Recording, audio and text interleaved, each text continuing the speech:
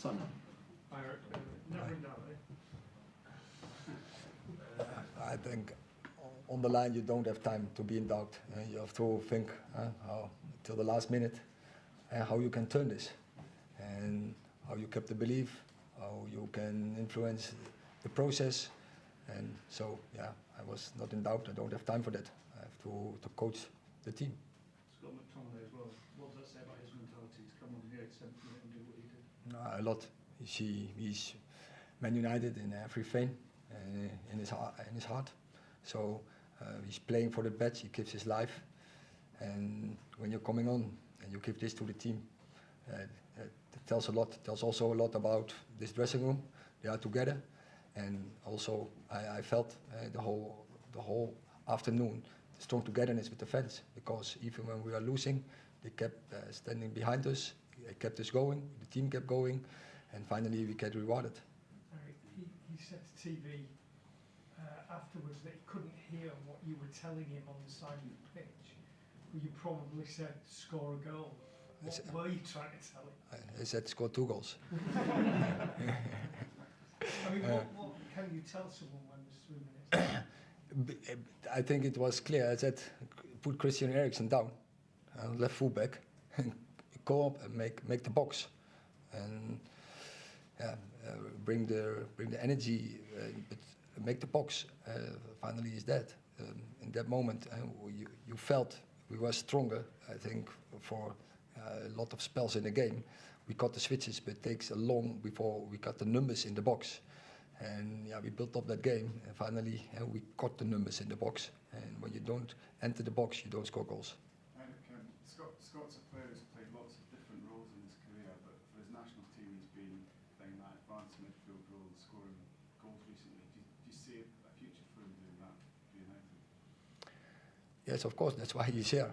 So he's one of our midfield players, and yeah, he can make the boxes. You see, and against Burnley he played, and then he should have played against Crystal Palace, but then he was ill, and then he come out of the team, and then others taking over. But he has, as everyone, fight for his position. But of course, when it helps, when you contribute like this afternoon.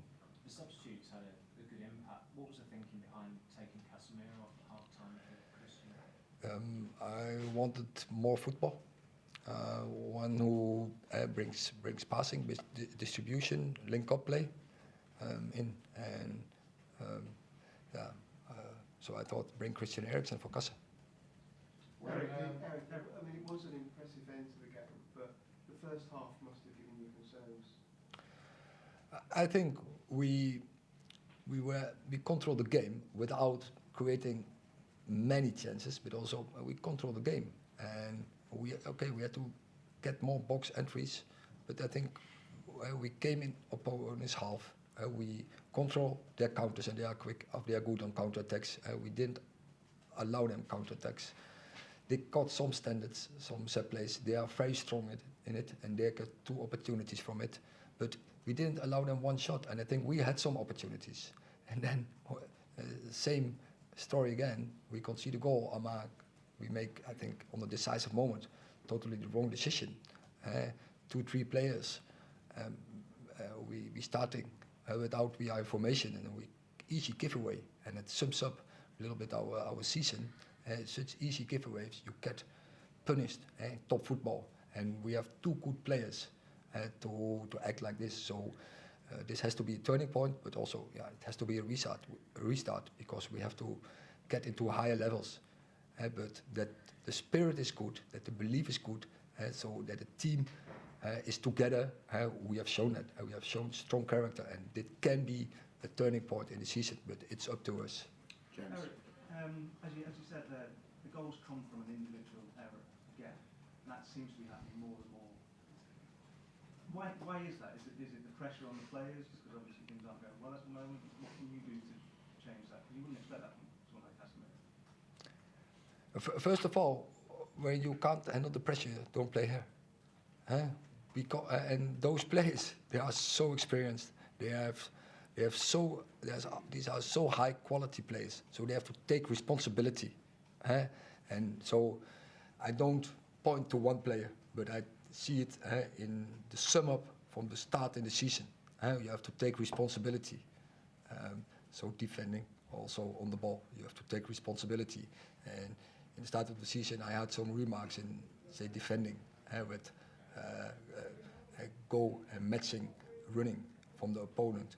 And now, sometimes we're dealing with the ball, or in decisive moments, we have to recognize as a team that we need leadership to have a good organization. And we don't always have, as I just expressed, we have a free kick, and we are not in formation, and we start to play. And from there on, it's our easy, avoidable mistakes, and it has to be out of our game if we want to be successful. But the good point is, this team has spirit. This team has a strong character, and show belief, and in togetherness with the fans. I'm sure you have your fight every season into the season, and that can be helpful. That can be a foundation from here on to build on. Last two, Phil and Laurie. When we look back at the summer, there's all sorts of, as ever with United, there's, will he be coming, will he be going, whatever. There was a lot of suggestions that Scott might have been one of those who would be going. Was there ever any chance that he would be one of those who would be going in the summer? How close did he come to leaving? Or was he never, ever going to be allowed to go in your book? No, what it is, when there's the right price, then it's every player has a price. But he has a big value. And so sportive, so also economic. So I want to have a player like Scott McTominay in the squad. And Scott McTominay, as I just expressed, he is United, he is Man United in everything. And for every minute, he will fight for that badge. So those players, you need in your squad. And yes, as everyone else, fighting for his place. And still, we are now in October. Normally in October you have to find your start 11. We are, by a lot of injuries, we are not there. So we have to still find our best balance. Does that mean no one can approach your valuation of Scott? No. Last question, Laurie. Hi Erik, it was bleak at 1-0 down, first successive Premier League defeat on the cards. You mentioned that it can be a turnaround, this result. How do you make that the case and not just sort of one-off? I think those games give fuel to a dressing room, and that they know how far they have to go to get results, and that it can't be easy going.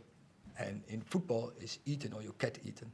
And too many times in the first start of the season, we got eaten by opponents who are more hungry, and that can't be.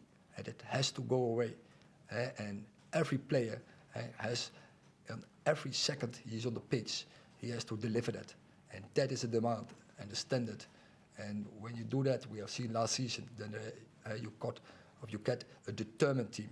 And we were not always determined on every occasion in the games. And you get hammered for it. And this has to change. Thank you very much.